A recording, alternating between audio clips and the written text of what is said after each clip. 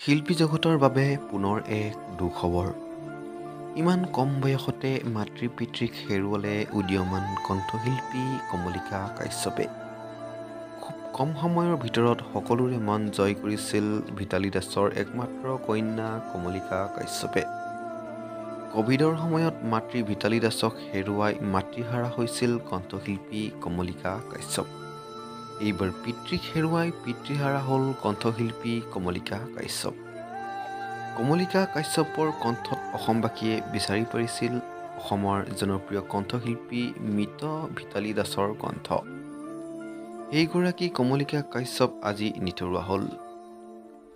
কমলিকাৰ জীৱনৰ পৰা নোহোৱা হ'ল মাতৃ পিতৃৰ ছাঁ। এই খবৰে এতিয়া শোকাহত কৰিছে ৰাজ্যবাসীক।